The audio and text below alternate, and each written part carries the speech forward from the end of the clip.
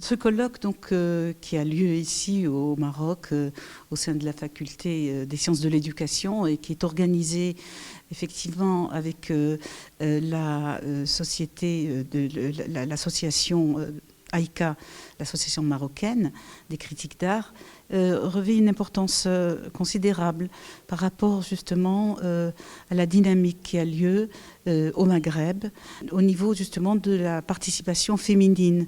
Que ce soit au niveau des pratiques d'art, que ce soit au niveau des responsabilités donc dans des lieux d'art, à différents niveaux, donc dans des directions d'institutions. C'est une occasion, je dirais, extraordinaire pour qu'on se réunisse d'abord, qu'il y ait des échanges, qu'il y ait des projets. Et ça, personnellement, c'est quelque chose pour moi qui me tient à cœur depuis longtemps, parce que je crois beaucoup au Maghreb des artistes, au Maghreb des arts, au Maghreb de la culture. Et donc c'est une occasion de concrétiser cela par quelque chose, d'abord par des échanges à la fois théoriques et des autopoïétiques d'artistes.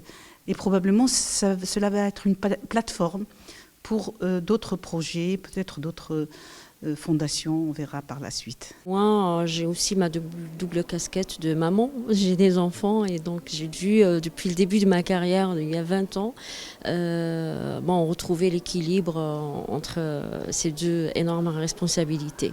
Et ce qui n'est pas facile et évident. Et certainement, j'ai été très encouragée et aidée par des gens de mon entourage. Mais c'était aussi un très grand défi et ça continue à l'être. Aussi, dans le travail de création, quand on est femme, je pense que ça demande, en toute sincérité et d'après ma petite expérience, beaucoup plus d'efforts, beaucoup plus d'acharnement en fait sur ça. C'est une immense responsabilité.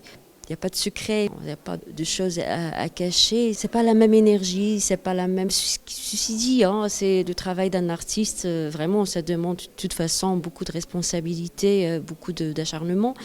Mais c'est autre chose quand on est femme artiste. Et même, c'est évoqué dans le monde, pas seulement dans notre société marocaine, mais c'est aussi dans d'autres sociétés en Occident. Ne serait-ce que pour vous donner l'exemple, le nombre de résidences d'artistes dans le monde qui n'acceptent pas les artistes en famille, par exemple, avec leurs enfants.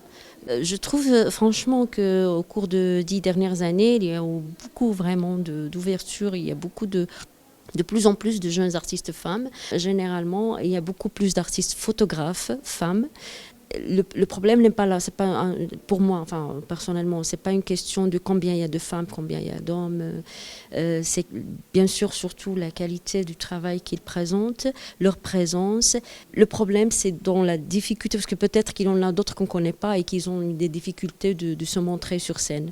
Et c'est ça le vrai travail en fait qu'il faut faire. Il y a des choses que j'ai souvent dit dans mes écrits, à l'occasion de mes expositions, comme je suis commissaire d'exposition, donc dans mes textes, j'ai souvent souligné le fait que les femmes n'ont pas assez de visibilité. Elles en ont de plus en plus aussi, je le dis aujourd'hui, mais elles ont toujours été moins visibles. Pourquoi ? Parce qu'en fait, avant, on faisait de grandes expositions collectives, on mettait quelques femmes. Donc, on pense toujours, on se dit, il n'y a pas assez de femmes artistes. Mais en fait, moi qui ai monté des expos d'artistes femmes, quand j'ai monté de grandes expos, je me suis aperçue qu'il y en avait beaucoup. Donc, il faut leur donner cette visibilité. Quand l'organisme ou le commissaire ou je ne sais pas qui monte une exposition ne sollicite pas, on dira, tiens, il n'y a pas de femmes. Voilà. Mais elles sont de plus en plus présentes. En plus, elles sont de plus en plus offensives parce qu'elles occupent les lieux de l'art. On n'attend plus le 8 mars. On va faire une grande expo de femmes pendant le 8 mars. Alors qu'on fait une grande exposition à n'importe quelle occasion parce qu'on a un lieu et qu'on a un thème qui nous intéresse. On monte une exposition de femmes. Et là, elles ont de plus en plus de visibilité. Elles sont offensives parce qu'elles-mêmes vont maintenant vers les lieux, elles décident, elles déposent des projets qu'elles veulent réaliser. Donc, c'est ce que j'appelle être offensive. Voilà. Je ne pense pas art de femme. Il n'y a pas d'art de femme. Il y a de la création artistique. Ça soit une femme, ça soit un homme, c'est de la création artistique. Parce qu'on a pris l'habitude que c'est... Alors, il y a même des titres art de femme comme ça. Mais j'ai toujours été vraiment... Ça m'a toujours hérissé. Non, moi je travaille avec des femmes, je travaille avec des créatrices. J'ai fait des expositions mixtes. C'est la même chose pour moi. Que celui-là, il a une œuvre, on en discute. Elle a une œuvre, on en discute. Ça n'a absolument rien à voir. Et je ne vois pas, enfin, je ne sais pas s'il y a beaucoup de gens qui le voient, je ne vois pas forcément une touche féminine. Non, je ne vois pas ça.